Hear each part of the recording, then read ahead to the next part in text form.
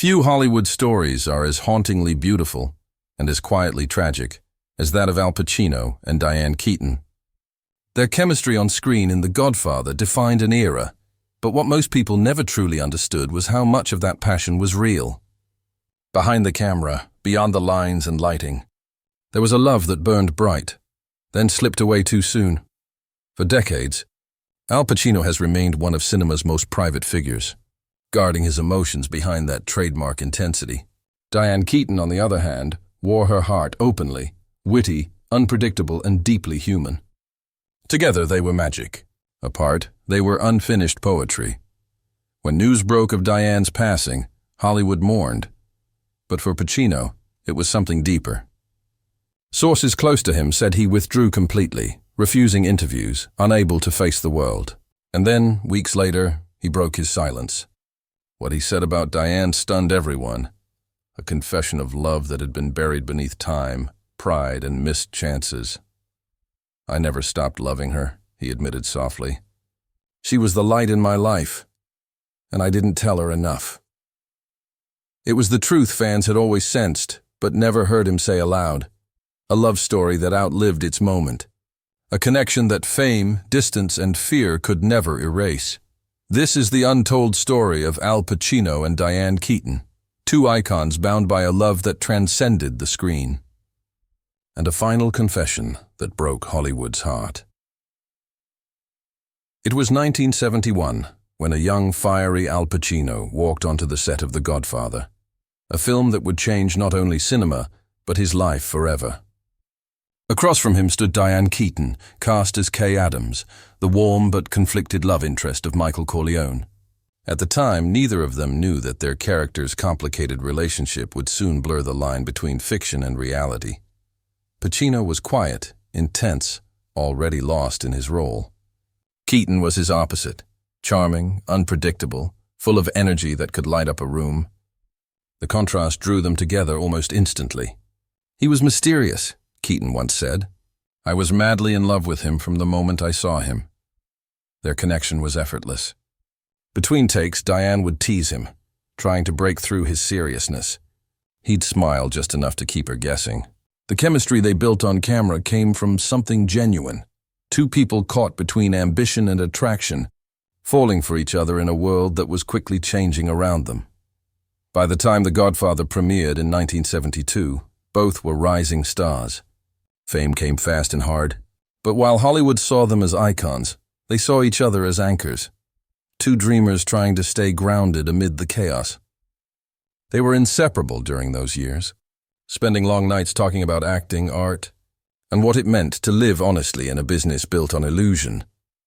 Their romance wasn't the fiery kind that tabloids chase. It was quieter, deeper, built on respect and fascination. But it was also fragile. Pacino's dedication to his craft often came first. He was consumed by work, vanishing into his characters, while Diane longed for connection. "He was the most fascinating man I'd ever known," she later reflected. "But you could never really have all of him." Still, she waited, through The Godfather Part 2, through his grueling schedules, through the silences that stretched for weeks. When they were together, she saw glimpses of tenderness few ever did.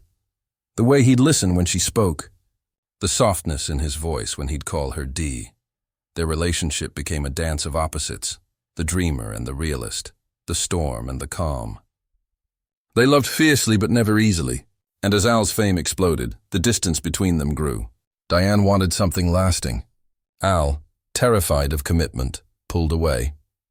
Years later, she would admit that she gave him an ultimatum, marriage or goodbye. Pacino, torn between fear and love, chose his solitude. Diane walked away, heartbroken but resolute. "I wanted him to marry me," she said. But Al was not the marrying kind. Yet even after the romance ended, their connection never truly faded. Whenever they reunited, on red carpets, at private gatherings, or on film sets again for The Godfather Part 3, the spark was unmistakable. Friends said they still spoke in glances, as if years hadn't passed at all. It was a love that never found its ending. Unfinished. Haunting and quietly beautiful. And though they went on to live separate lives, Al Pacino never escaped the memory of Diane Keaton. She was the one who saw beyond the legend, who knew the man behind the roles, and the one whose laughter still echoed in the spaces he never let anyone else enter. He would only admit it decades later, when it was too late, when the woman who had once held his heart was gone, leaving behind memories he could never rewrite. As the years passed, Al Pacino's star continued to rise, and with it came the price of greatness, isolation. He threw himself deeper into his work, chasing perfection in every performance. Every role became an obsession, every film a battlefield of emotional exhaustion. While the world watched in awe, those closest to him saw the toll it took. And among them, no one understood that better than Diane Keaton. She was there through it all. Serpico, Dog Day Afternoon, Scarface. She watched him transform into each character, sacrificing parts of himself in the process. Diane once said, "Al was like a furnace, always burning. You couldn't get too close without feeling the heat." Their connection lingered like an unspoken promise. Even after their romantic relationship ended, they couldn't fully let go. Friends often found them together again, not as lovers, but as something more complicated. They had become each other's home, even when they weren't living under the same roof. For Diane, love was about vulnerability, about showing every piece of your soul. For Al, love was terrifying. He had seen too much instability in his early life, too much chaos. Commitment to him meant surrender, and he was too guarded to surrender anything. He didn't want to lose control, Diane later explained. And love, real love, requires that. As the 1980s arrived, their paths began to diverge sharply. Diane found herself exploring her own independence. She directed films, wrote, and built a life away from Hollywood's glittering distractions. But in interviews, her words often returned to him, as if his shadow still lingered in her story. "I've never met anyone like Al," she once said. "He was the love of my life, even if we couldn't make it work." Pacino, on the other hand, remained restless. He dated other women, had children, and continued making films that defined entire generations. But no matter how much success came his way, something in him remained unfinished. He never married, never truly settled, as though his heart had been left somewhere in the past. With her. Every so often, they would reunite. Old friends who shared a language only they understood. The tension between them never faded. On the set of The Godfather Part 3, decades after their first meeting, the spark was still there. The crew could feel it, a chemistry that transcended time. Diane once described the experience. "It was strange being in those scenes again with Al, playing Kay after all those years. It felt like revisiting a dream we'd both left behind." Pacino was quieter during that shoot. His eyes carried the weight of memories, not just of Michael and Kay, but of Al and Diane. He would watch her between takes, sometimes smiling, sometimes lost in thought. He later admitted that those moments stirred something in him he had long tried to bury. Their friendship endured into their later years, built on decades of shared history and mutual respect. They called, they checked in, they laughed about old times. But beneath the humor was always that lingering what if. And then came the news no one was ready for: Diane Keaton's passing. To the world, it was the loss of a beloved actress, an icon of wit and charm. To Al Pacino, it was something far deeper. Friends say he retreated from public view, struggling to process it. The woman who had once brought warmth into his most guarded world was gone, and with her, the chance to ever say what he'd kept locked away for decades. The silence that had once protected him became his prison. And as tributes poured in from every corner of the world, Al Pacino was left with one truth echoing through the years: he had loved her completely, but too late. When Diane Keaton passed away, the world mourned a legend, an actress who made audiences laugh, cry, and believe in imperfect love. But for Al Pacino, her death was not a headline. It was a heartbreak that reopened decades of silence, regret, and memories that refused to fade. For weeks, he said nothing. Friends tried to reach him, but Pacino, now older, quieter, more fragile than the world had ever seen him, withdrew completely.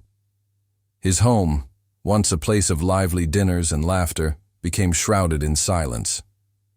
Those who knew him best said he would sit for hours staring at old photographs, stills from The Godfather, candid shots of him and Diane laughing between takes, her handwritten notes tucked into old scripts. It wasn't until he appeared at a private memorial for Diane in Los Angeles that the world finally saw him again. Dressed in black, his hair silvered with age, Pacino stood among friends, co-stars, and fans, and when it was his turn to speak, no one expected what came next. He took a long breath, looked down for a moment, and said softly, "I never stopped loving her."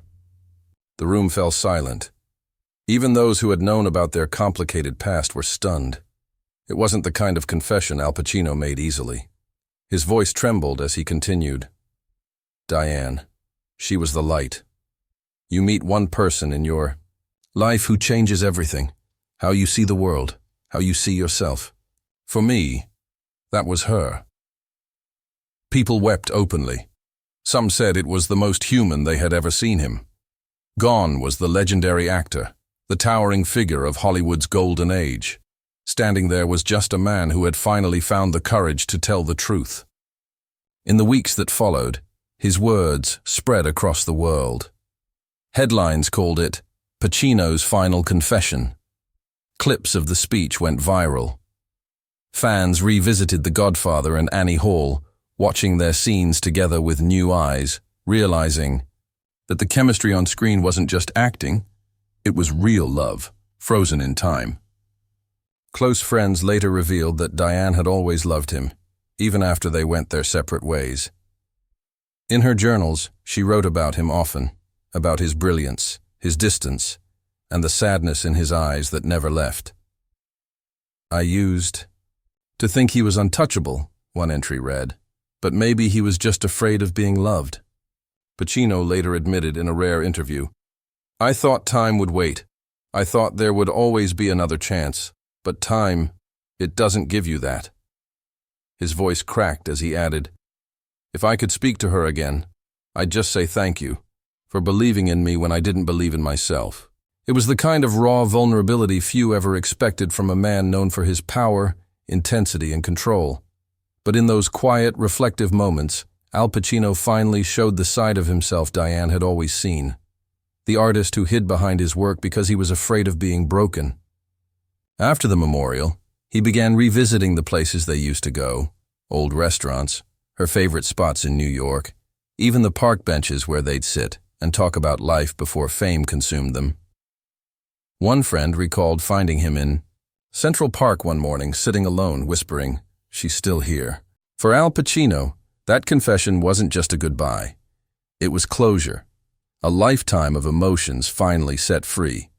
And though it came too late for the two of them to share another moment, it gave the world something rare.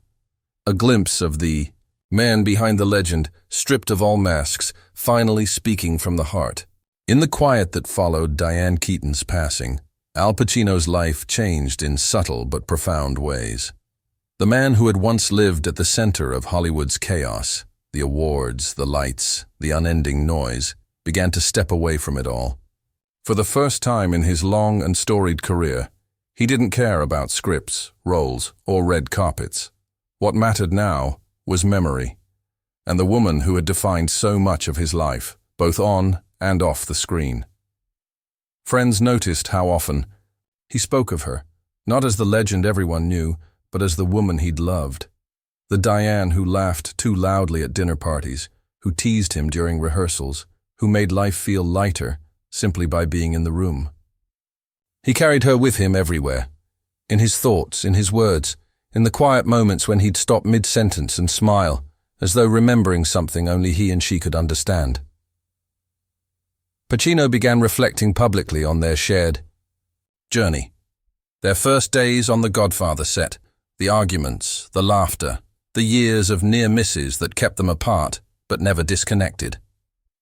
"I don't think love ever really ends," he said in one rare interview. "It just changes form.